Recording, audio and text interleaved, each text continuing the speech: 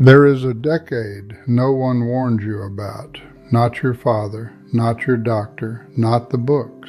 The 10 years between 65 and 75. I am 87 now. I survived it. But I want to tell you what it cost. I retired from the federal bench at 71. 23 years of purpose built into every morning. The gavel, the arguments, the decisions. Then suddenly, nothing.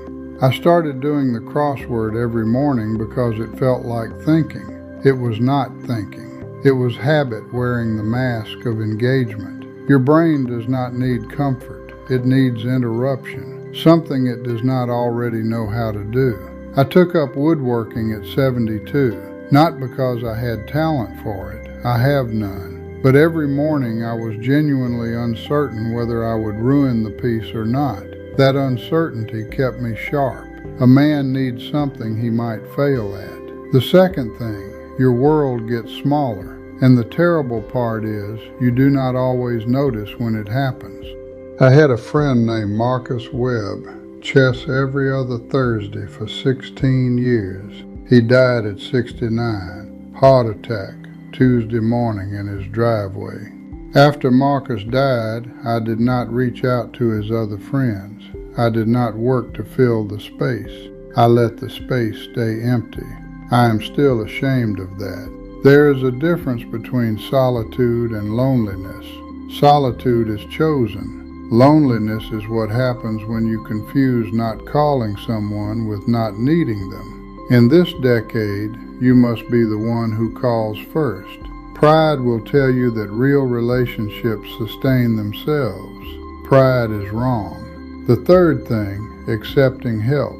Men of my generation find this almost impossible. In the winter of 2008, my daughter Simone offered to drive me to a cardiology appointment. I was 68. I almost said no.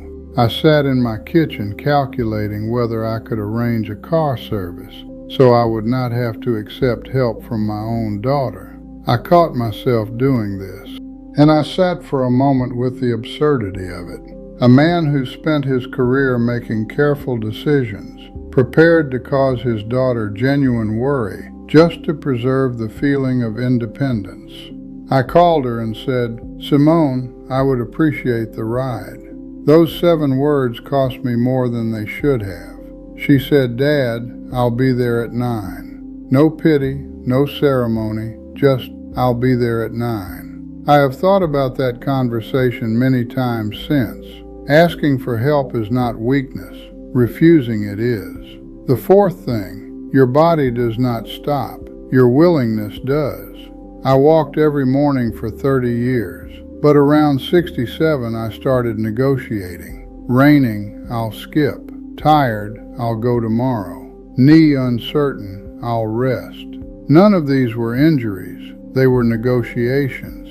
And every negotiation you win against your own body is a loss. It is not intensity that keeps you well in this decade. It is consistency. 10 minutes every single day defeats 90 minutes once a week.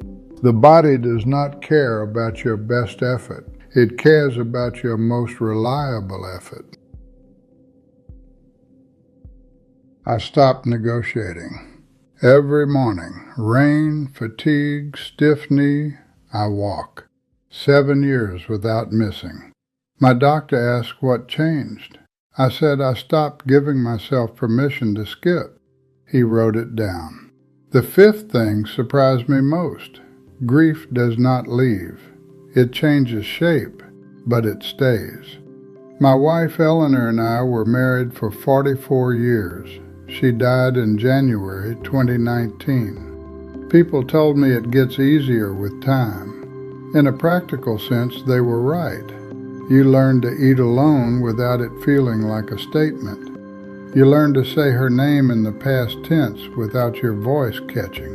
But grief does not disappear. It becomes portable. You carry it instead of being crushed by it. That is different from healing.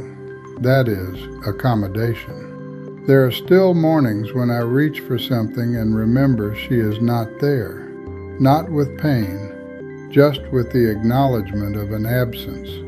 Like a room you have memorized that has been rearranged. You keep reaching for the light switch where it used to be. Do not try to resolve grief. It does not resolve. It settles. Let it settle. That is enough. The sixth and last thing, perhaps the most quietly difficult of all. When the thing that gave your life its shape is gone, who are you? I was a federal judge for 23 years. That was not just what I did, it was how I thought, the way I moved through a room, the way I listened. When I retired, I didn't lose an occupation, I lost a lens, and for several years I genuinely did not know how to see without it. Before you find a new purpose, find a new presence. Be present in moments that do not require you to be anything. A grandfather, a neighbor, a man at a table with coffee. Let yourself exist without a title for a while. It is uncomfortable. It is necessary. My granddaughter Amara is 9 years old.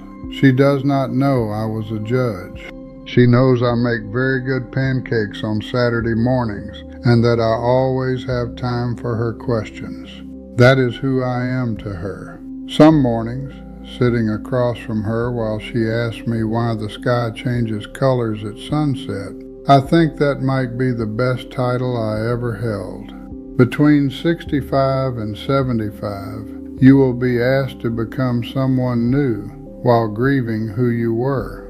Nobody tells you this is the work. The decade will test your willingness to release the life you planned and receive the one that is actually in front of you. Most people refuse. They spend 10 years arguing with reality. I know. I almost did the same. The man who survives this decade is not the strongest man. He is the most willing to ask for help, willing to be new, willing to grieve and still get up, willing to be nobody's judge, including his own.